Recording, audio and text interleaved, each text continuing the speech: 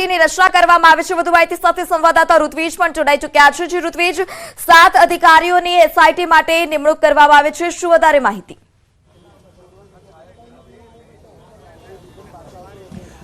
जी मृता, बात करिए तो જે સમગ્ર કેસની ગંભીરતાને ધ્યાનમાં રાખીને હાલ આ કેસની તપાસ કરવા માટે એક એસઆઈટીની નિમણૂક કરવામાં આવી છે, જેમાં એસઆઈટીના જે અધ્યક્ષ પદે છે એડિશનલ પોલીસ કમિશનર જે મનોજ દિનામા છે તે પોતે રહેશે। ડીસીપી ઝોન 4 જે વડોદરામાં ફરજ બજાવી રહ્યા છે પન્ના મોમૈયા, તે પોતે સુપરવિઝન અધિકારી રહેશે। યુવરાજસિંહ જાડેજા એ પણ સુપરવિઝન અધિકારી રહેશે। જ્યારે આ કેસની તપાસ છે તે તપાસ વડોદરા ક્રાઇમ બ્રાન્ચના એસીપી છે તે કરશે। અને આ ઉપરાંત જે હરણી પોલીસ સ્ટેશનના પોલીસ ઇન્સ્પેક્ટર છે તે પણ તેમની પણ આ નિમણૂક કરવામાં આવી છે એસઆઈટીની અંદર। એટલે હવે આ જે એસઆઈટી છે તે એસઆઈટી દ્વારા સમગ્ર મામલાની તપાસ સંભાળી લેવામાં આવી છે અને તેમના દ્વારા હવે આગળની તપાસ કરવામાં આવશે। જે પ્રકારે મામલો સામે આવ્યો હતો, બનાવ બન્યો હતો, ત્યારબાદ જે ગૃહ રાજ્યમંત્રી છે હર્ષ સંઘવી દ્વારા પણ જાહેરાત કરવામાં આવી હતી કે આ સમગ્ર કેસની અંદર કડકમાં કડક કાર્યવાહી કરવામાં આવશે અને જે કલમો છે, ગંભીર પ્રકારની કલમો અંતર્ગત ગુનો દાખલ કરી દેવામાં આવ્યો છે અને તાત્કાલિક અસરથી જે 2 આરોપીઓ અને અન્ય 1 આરોપી એવી રીતે 3 આરોપીઓને ઝડપી લીધા છે। જો કે અન્ય જે આરોપીઓ છે તેઓની ભાળ મેળવવા માટે પણ તેઓની ધરપકડ કરવા માટે અલગ અલગ ટીમો બનાવવામાં આવી છે। 9 ટીમો બનાવવામાં આવી હતી, જેમાં જે કહી શકાય કે મુખ્ય ચહેરાઓ છે, જે મુખ્ય 3 આરોપીઓ છે તેની પણ વડોદરા ક્રાઇમ બ્રાન્ચને મળી છે અને ટૂંક સમયમાં તેઓને પણ હસ્તગત કરી લે તેવી શક્યતા રહેલી છે। એટલે હવે આ જે ફરાર આરોપીઓ છે તેને પકડવા માટે પોલીસની અલગ અલગ ટીમો બનાવી છે। બીજી તરફ જે એસઆઈટીના અધિકારીઓ છે તે એસઆઈટીના અધિકારીઓ દ્વારા એફએસએલને સાથે રાખીને ઘટના સ્થળ પરથી પંચનામું કરીને હવે તપાસ છે તે સંભાળી લીધી છે અને હવે આ સમગ્ર મામલે આગળની જે કાર્યવાહી છે, જરૂરી પુરાવા એકત્ર કરવાની કાર્યવાહી હોય, જરૂરી જે સર્ટિફિકેટો એકત્ર કરવાની કાર્યવાહી હોય તે પણ હવે આ એસઆઈટીના સભ્યો દ્વારા કરવામાં આવી રહી છે। જી ઋત્વિજ, આપ અમારી સાથે જોડાયેલા રહેશો તો સમગ્ર કેસને લઈ અને આ દુર્ઘટનાનો જે મામલો છે તેને લઈ એસઆઈટીની રચના કરવામાં આવે છે। 7 અધિકારીઓ સમગ્ર ઘટનાને લઈ ઊંડાણપૂર્વક તપાસ કરશે, ઘટના સ્થળ પર પહોંચશે અને તપાસ કરવામાં આવશે અને તમામ પુરાવા એકત્રિત કરવામાં આવશે। તો હરણી બોટ દુર્ઘટનાનો આ મામલો છે, 3 આરોપીઓની ધરપકડ પણ થઈ શકે છે। 3 આરોપીઓ સુધી ક્રાઇમ બ્રાન્ચ પહોંચશે, જ્યારે મેસર્સ કોટિયા કંપનીના 3 ભાગીદારો છે। હાલ સમગ્ર કેસની ક્રાઇમ બ્રાન્ચ તપાસ કરી રહી છે। ઋત્વિજ પણ આપણી સાથે જોડાયેલા છે, ઋત્વિજ પાસેથી પણ સમગ્ર મામલે વધુ વિગતો લઈશું। જી ઋત્વિજ, 3 લોકોની ધરપકડ કરવામાં આવી શકે છે, આ 3 લોકો કોણ હતા, કેટલા ટાઈમથી તે કંપનીમાં ભાગીદારી કરેલા હતા, શું છે સમગ્ર મામલો? પૃથા, જે 18 આરોપીઓ છે તે 18 આરોપીઓની સામે નામજોગ ફરિયાદ દાખલ કરવામાં આવી છે અને જે 3 આરોપીઓ જે મુખ્ય એ 3 આરોપીઓના જે ભાળ છે તે ભાળ પણ ક્રાઇમ બ્રાન્ચને મળી ચૂકી છે અને ટૂંક સમયમાં ક્રાઇમ બ્રાન્ચ તેઓ સુધી પહોંચી શકે છે। ખાસ કરીને જો વાત કરીએ તો અલગ અલગ જે 9 ટીમો બનાવવામાં આવી હતી તે 9 ટીમો છે તે આ સમગ્ર મામલે કાર્યવાહી કરી રહી છે। હાલમાં આપ જોઈ શકો છો, હાલમાં જે પ્રમાણે અહીં એફએસએલના અધિકારીઓ દ્વારા જે સમગ્ર ઘટના બની હતી તે ઘટનાનું જે પંચનામું છે તે કરવામાં આવી રહ્યું છે। એટલે હાલમાં આ સમગ્ર મામલે જે તપાસ છે તે તપાસ શરૂ કરી દેવામાં આવી છે અને જે કહી શકાય તો જે 3 જે કોટીચા કંપનીના 3 ભાગીદારો છે તે 3 ભાગીદારોનું પગેરું પણ જે ક્રાઇમ બ્રાન્ચને મળ્યું છે હાલમાં। એટલે હાલમાં આ સમગ્ર મામલે તપાસ કરવામાં આવી રહી છે। જોઈ શકાય છે, આપ જે દ્રશ્યની અંદર પણ જોઈ શકો છો, હાલમાં જે ટીમ છે તે ટીમના દ્વારા હાલમાં આ કામગીરી કરવામાં આવી રહી છે અને જે ઘટના કઈ રીતે બની હતી તેની જે માહિતી છે તે એફએસએલના અધિકારીઓ દ્વારા મેળવવામાં આવી છે। એટલે હાલમાં જે વડોદરા ક્રાઇમ બ્રાન્ચ સહિત જે એસઆઈટીના અધિકારીઓ અને જે સભ્યો છે તેમના દ્વારા આ મામલે કાર્યવાહી કરવામાં આવી રહી છે। જી ઋત્વિજ, આપ અમારી સાથે જોડાયા તે બદલ આપનો આભાર। તો રૂપિયાની લાલચે કેટલાય માસૂમોને આ મોત આપવામાં આવ્યું છે। આજે બાળકો પ્રવાસે આવ્યા હતા, તેઓને કોઈ ભાળ પણ નહોતી કે આ તેમનો છેલ્લો પ્રવાસ બની રહેશે। કોની બેદરકારીને કારણે આ ભૂલકાઓ તેનો ભોગ બન્યા છે તે સૌથી મોટો સવાલ છે, કારણ કે જેટલી કેપેસિટી બોટની હોય છે તેના કરતા વધારે બાળકોને બેસાડી અને આ બોટમાં મુસાફરી કરાવવામાં આવી રહી હતી। તેટલું જ નહીં, લાઈફ જેકેટ વગર આ બોટમાં એટલા લોકોને બેસાડી દેવામાં આવ્યા હતા। તમામ જે વાલીઓ છે તે પણ ઘટના સ્થળ પર પહોંચ્યા હતા અને તેઓ પણ આક્ષેપ કરવામાં આવે છે કે આ દુર્ઘટના બની તો ખરી, ત્યારબાદ પણ વાલીઓને આ અંગે જાણ નહોતી કરવામાં આવી। સરકાર દ્વારા સહાયની જાહેરાત તો કરવામાં આવી છે, પરંતુ જે સહાય પેકેજ છે તેનાથી ભૂલકાઓ પાછા નથી આવવાના તેવા પણ આક્ષેપો હાલ અત્યારે થઈ રહ્યા છે। તો કોંગ્રેસના નેતાઓએ ઘટના સ્થળની મુલાકાત લીધી છે। ઇમરાન ખેડાવાલા અને ગ્યાસુદ્દીન શેખે મુલાકાત લીધી। આ ઘટના ખૂબ જ દુઃખદ છે તેવું ખેડાવાલાએ જણાવ્યું છે। ઘટના બન્યા બાદ એક તમામ અધિકારીઓ પણ ઘટના સ્થળ પર પહોંચી ચૂક્યા છે, નેતાઓ પણ ઘટના સ્થળ પર પહોંચી રહ્યા છે, વાલીઓ સાથે મળી રહ્યા છે। ત્યારે કોંગ્રેસના નેતાઓએ પણ ઘટના સ્થળની મુલાકાત લીધી છે। ગ્યાસુદ્દીન શેખ અને ઇમરાન ખેડાવાલા ઘટના સ્થળ પર પહોંચ્યા હતા। આ ઘટના ખૂબ જ દુઃખદ છે તેવું ખેડાવાલાએ જણાવ્યું। આજે એ જ કહેવાનું કે આ ઘટના બની છે અને ખૂબ જ દુઃખદ ઘટના છે। એના પરિવારને આજે અમે મળ્યા, અલગ અલગ પરિવારના લોકોને મળ્યા। એ લોકોનું એવું કહેવું છે કે અમને ચોક્કસ ન્યાય મળવો જોઈએ। સ્કૂલ તરફથી પણ અમને જે પ્રમાણે જે માહિતી જોઈતી હતી એ માહિતી સ્કૂલે પણ નથી આપી, પ્રશાસન જે બરોડા મ્યુનિસિપલ કોર્પોરેશન છે એમણે પણ નથી આપી। તો વડોદરા બોટ દુર્ઘટનાનો મામલો ડીઈઓએ સ્કૂલ પાસે પ્રવાસની વિગતો માંગી છે। પ્રવાસની મંજૂરી સહિતની વિગતો રજૂ કરવા સૂચના આપવામાં આવી। મંજૂરી મળી હોય તો કાગળ રજૂ કરવા આદેશ આપવામાં આવ્યો છે। પ્રવાસ માટે જે શિક્ષકને ઇન્ચાર્જ બનાવ્યા તેની માહિતી પણ માંગવામાં આવી છે, કારણ કે આ ભૂલકાઓનો જીવ ગયો છે। કોની બેદરકારીથી આ ભૂલકાઓનો ભોગ લેવાયો તે સૌથી મોટો સવાલ છે। ત્યારે ડીઈઓએ પણ સ્કૂલ પાસે સમગ્ર ઘટનાને લઈ અને વિગતો માંગી છે। આ બાબતે એ જાણવું જરૂરી છે કે સંચાલક ગણ દ્વારા આ વસ્તુ બની છે અથવા તો સંચાલકે જે વ્યક્તિને જવાબદારી સોંપી હતી પ્રવાસ અંગેની તે વ્યક્તિ દ્વારા આ ઘટના બની છે। આ બાબતનો વિગતવાર વાલીઓની જે રજૂઆત છે એનો અભ્યાસ કરી અને યથાયોગ્ય નિયમ અનુસાર સખત કાર્યવાહી કરવામાં આવશે। સરકારનો પરિપત્ર એમ કહે છે કે તેઓએ આવા પ્રવાસનું આયોજન જ્યારે કરવામાં આવે ત્યારે પૂરતી સુરક્ષાની તકેદારી પણ રાખવી જોઈએ અને એને આવશ્યક વિગતો વાલીઓને પ્રાપ્ત કરાવવી જોઈએ અને સાથે સાથે કચેરીમાંથી મંજૂરી પણ મેળવવી જોઈએ। આ બધી વિગતો પણ ધ્યાને લેવામાં આવશે। તો વડોદરા બોટ દુર્ઘટના મામલાનો ખુલાસો, શાળાના શિક્ષકોનો ખુલાસો સામે આવ્યો છે કે પહેલા બોટના 2 રાઉન્ડ થઈ ગયા હતા, બોટનો આ ત્રીજો રાઉન્ડ હતો। શિક્ષકોએ બોટમાં વધારે ના ભરવા પણ કહ્યું હતું, ના કહેવા છતાં વધારે બાળકો બેસાડવામાં આવ્યા હતા। આગળ જતા જ બોટ પલટી ગઈ।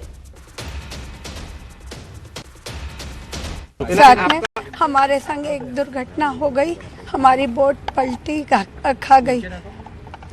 पहले 2 राउंड बोट के हो चुके थे, उसमें गुजराती मीडियम के बच्चे निकल गए। ये तीसरा राउंड था जो बोट वालों को हमने बोला कि इतने मत भरो। उन्होंने कहा कि आपको मालूम कि हमको मालूम, हम रोज़ बिठाते हैं, आप बिठा दो।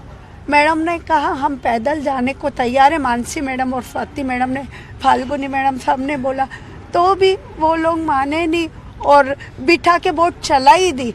थोड़ी दूरी बोट गई और उल्टी पलट गई। અમારા પ્રિન્સિપલ મેડમ પણ સાથે જ હતા। મેડમ નીકળ્યા અને અમે પણ નીકળી જ રહ્યા હતા। બસ 5 જ મિનિટમાં દુર્ઘટના અમારી સામે સર્જાઈ। દુર્ઘટના બાદ અમે બધાની મદદ માંગી। ફાયર અને સ્થાનિકોએ મદદ માટે બોલાવ્યા।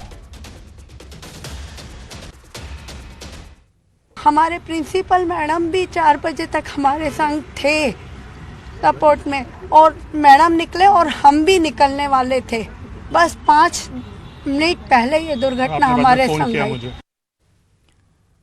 વડોદરા દુર્ઘટનાનો મામલો હજુ પણ એક બાળક ગુમ હોવાનો પરિવારનો દાવો છે। કૃષ્ણા સોલંકી નામનું બાળક ગુમ હોવાનો પરિવારનો દાવો છે। બાળકના દાદી હરણી તળાવ પહોંચ્યા જ્યારે ઉછીના પૈસાથી બાળકને પ્રવાસે મોકલ્યું હતું। બાળકના માતા પિતા નથી, સ્કૂલવાળા કોઈ જવાબ ન આપતા હોવાનો પણ આ દાદીનો આક્ષેપ છે।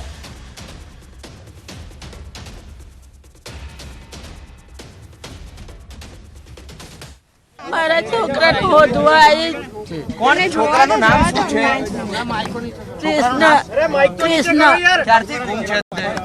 ગઈકાલથી બધું સાંભળ્યું તે મેં આવી રાતની હોદું જ મારા છોકરા. એ પિકનિકમાં આવ્યો તો પિકનિકમાં આવ્યો તો એ કઈ સનરાઈઝ સ્કૂલમાં ભણતો હતો? હા, તો એના મમ્મી પપ્પા નહીં. તમે જ સાચવો છો એને? હા, મેં શું નામ હતું બાળકનું? કૃષ્ણ અમીન કેટલા વર્ષની ઉંમર હતી? કયા 7 વર્ષનો બીજામાં. અને એ પિકનિકમાં આવ્યો ત્યારે તમારી સાથે કોઈ વાત થઈ હતી? કારણ કે ઘરે એ મને કે માં પૈસા હું નથી આલતી, મારી કાન પૈસા નતા, હું નથી આલતી. બંગલાથી મને ઉછીના ઉપાડ લેવડાવીને મારો છોકરો આવ્યો. શાળામાં તમે તપાસ કરી? શાળામાં હા, કરી. શું કીધું ત્યાંથી? એ કોઈ જવાબ જ નહીં આલતા. શું કે છે મેડમ? ખબર નહીં કે છે, એ લોકો જ બધા એ થઈ ગયા.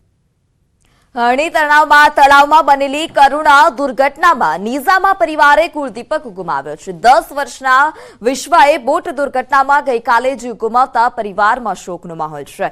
નીઝામા પરિવારમાં આક્રંદ સાથે સ્કૂલ અને તંત્ર સામે રોષ જોવા મળ્યો હતો. એવો આક્ષેપ છે કે ન્યૂ સનરાઈઝ સ્કૂલ દ્વારા પ્રવાસ અંગે પરિવારને જાણ નહોતી કરવામાં આવી. શાળા છૂટવાના સમયે વિશ્વાને લેવા ગયા ત્યારે અકસ્માતની જાણ તેમને કરવામાં આવી હતી. દાદી, દાદા, પિતા અને માતાએ હોસ્પિટલ પહોંચતા જ વિશ્વાના મૃતદેહને જોયો અને પરિવાર ઉપર જાણે આબ ફાટ્યો હોય તેવું હાલ અત્યારે જોવા મળી રહ્યું છે. કરુણા કાંતિની આ દુર્ઘટના 10 વર્ષના બાળકનું મોત નીપજ્યું છે. આ અંગે પરિવારને પણ જાણ નહોતી કરવામાં આવી. માતા પિતા, દાદા દાદી જ્યારે સ્કૂલ પર બાળકીને લેવા પહોંચ્યા ત્યારે જાણ થઈ કે આ પ્રકારે પ્રવાસમાં લઈ જવામાં આવ્યા હતા.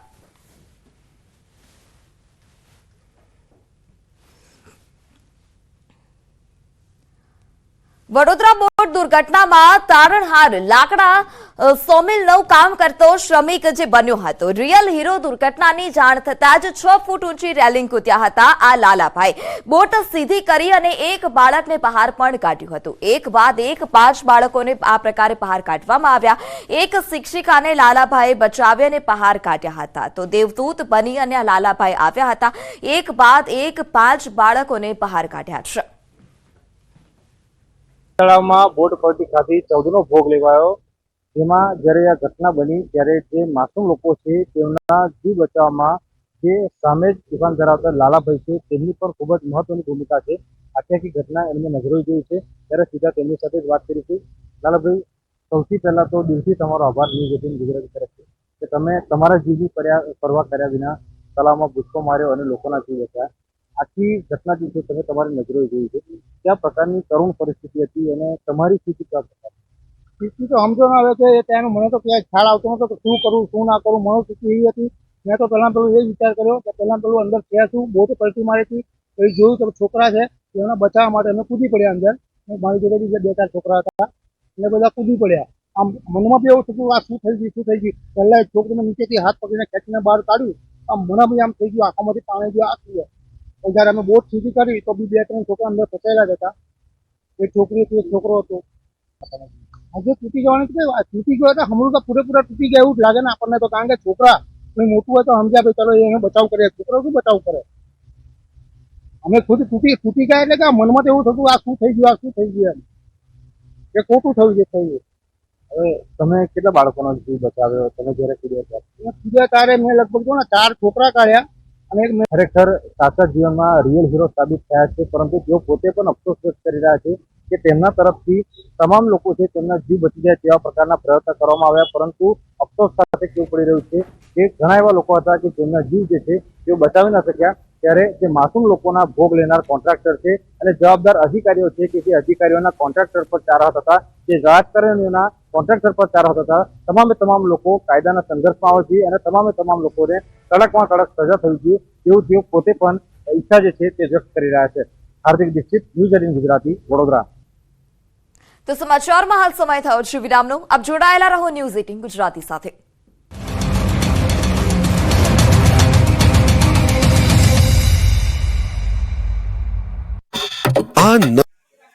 આગામી 22મી જાન્યુઆરીના રોજ અયોધ્યામાં રામોત્સવ યોજાવા જઈ રહ્યો છે. આ દિવસે ઘરે ઘરે દીપડા પ્રગટાવવા માટે પ્રધાનમંત્રી નરેન્દ્ર મોદીએ અપીલ કરી છે. ત્યારે રાજપીપળા શહેરના 5000 ઘરોમાં દીવડાઓ પ્રગટે તે માટે એક દંપતીએ વિનામૂલ્યે દીવાઓનું વિતરણ શરૂ કર્યું છે.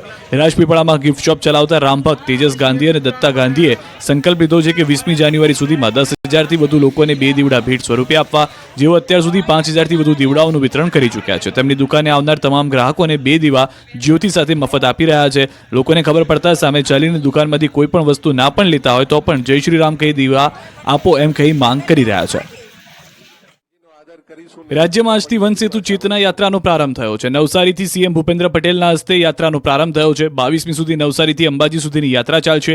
13 જિલ્લા અને 28 તાલુકામાંથી યાત્રા પસાર થશે. 1000 જેટલા કિલોમીટરની યાત્રા કરશે. યાત્રામાં વન સહભાગી મંડળીઓ સાથે મુલાકાત અને સંવાદ કરાશે. મહિલા સ્વસહાય જૂથો સાથે મુલાકાત, વિશેષ સિદ્ધિ પ્રાપ્ત કરનાર આદિવાસીઓનું સન્માન કરાયું. સરકારના 20 વર્ષની સિદ્ધિઓનો અહેવાલ, રામ મંદિર પ્રાણ પ્રતિષ્ઠાની સકારાત્મક ઉજવણી કરાશે. સરકારી યોજનાઓની સમીક્ષા, એફઆરએના લાભો, યાત્રી સભા પણ કરાશે.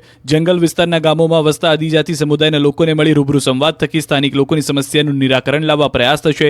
યાત્રા દરમિયાન રાત્રિના સમયે ભજન સંધ્યા, યાત્રાના માર્ગમાં આવતા પ્રસિદ્ધ મંદિરોને દર્શનનું આયોજન કરાયું છે. આ તકે મુખ્યમંત્રી ભૂપેન્દ્ર પટેલે સુપ્રસિદ્ધ નવસારીના ઉનાઈ યાત્રાધામ ખાતે મા ઉષણ અંબાના દર્શન કરી આશીર્વાદ મેળવ્યા. મુખ્યમંત્રી ભૂપેન્દ્ર પટેલે અને પ્રદેશ પ્રમુખ CR પાટીલે ઉનાઈ ખાતે પહોંચી સફાઈ કરી હતી. હાથમાં ઝાડુ લઈને સફાઈ કરતા નજરે પડ્યા હતા. વડાપ્રધાન નરેન્દ્ર મોદીની સ્વચ્છતા હી સેવા કાર્યક્રમ અંતર્ગત મંદિરમાં સાવરણો ફેરવ્યો.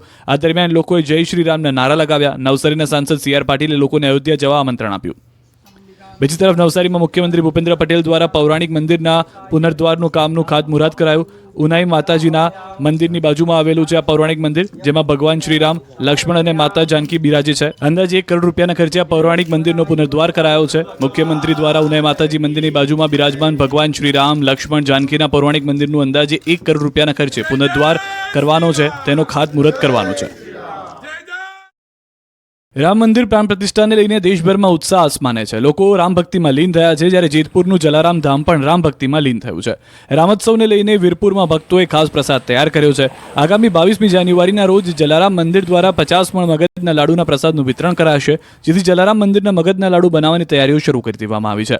જેતપુર જલારામ મંદિર ટ્રસ્ટ અને સ્વયંસેવકો દ્વારા લાડુના પ્રસાદ પેકિંગ કરવાની કામગીરી હાથ ધરવામાં આવી છે.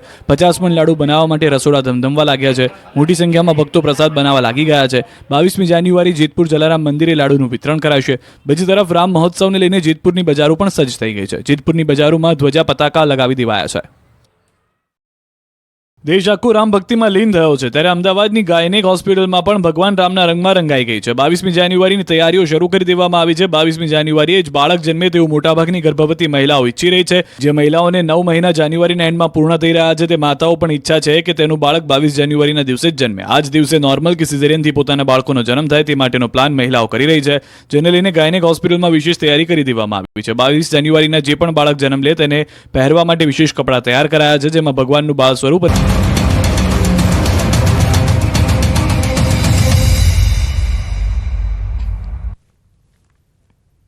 Welcome back. સમાચારમાં આગળ વાત કરીએ રાજકોટની, તો રાજકોટ RMCના જનરલ બોર્ડમાં હંગામો જોવા મળ્યો હતો. વિપક્ષના વોકઆઉટ મુદ્દે હંગામો થયો. બોર્ડમાં ટાઈમપાસ થતો હોવાનો કોંગ્રેસનો આક્ષેપ છે, તો વિપક્ષના વોકઆઉટ મુદ્દે હંગામો જોવા મળ્યો હતો. રાજકોટ RMCના જનરલ બોર્ડમાં હંગામો, ટાઈમપાસ થતો હોવાના આક્ષેપ સાથે કોંગ્રેસે હંગામો કર્યો. આ વખતે પણ અમને અંધારામાં રાખી અને એ લોકોએ પણ પ્રશ્નો જાહેર કરી નાખ્યા અને અમને કહેવામાં નથી આવ્યું. સમાચારમાં આગળ વાત કરીએ સુરતની, તો સુરતના માંગરોળના પીપોદરા GIDCમાં હંગામો જોવા મળ્યો. કામદારોએ રજાની માંગ સાથે ફેક્ટરી બંધ કરાવી. કંપની બંધ કરાવતા પોલીસ ઘટના સ્થળ પર પહોંચી હતી. પોલીસ આવતા ટોળું વિખેરાયું હતું. મહત્વનું છે કે થોડા સમય પહેલા પણ પીપોદરા વિશ્વકર્મા વિસ્તારમાં કામદારોએ હંગામો કરી પોલીસ પર પથ્થરમારો કર્યો હતો. જોકે ફરી એવી જ સ્થિતિ નિર્માણ ન થાય તે માટે પીપોદરા વિસ્તારમાં પોલીસ કાફલો ગોઠવી દેવાયો.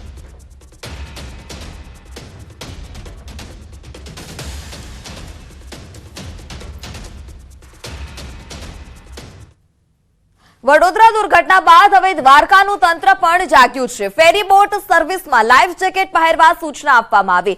ક્ષમતાથી વધારે પેસેન્જર ન બેસાડવા આદેશ આપવામાં આવ્યો. તહેવારોમાં ક્ષમતાથી વધારે પેસેન્જર બેસાડવામાં આવતા હતા. આ મહિનામાં ફેરી બોટના માલિકો સામે થઈ ચૂકી છે કાર્યવાહી. લાઈફ જેકેટ વગર બેસાડતા હતા પેસેન્જરો.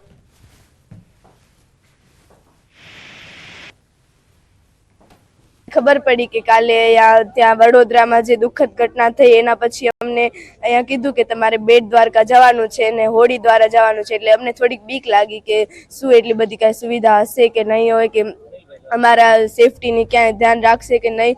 અને પછી અહીંયા આવ્યા તો અમને ખબર પડી કે આ પોલીસ છે, પછી લાઈફ બેટ છે, એટલે ઘણી બધી સુવિધા છે. Life jacket પહેરાવવા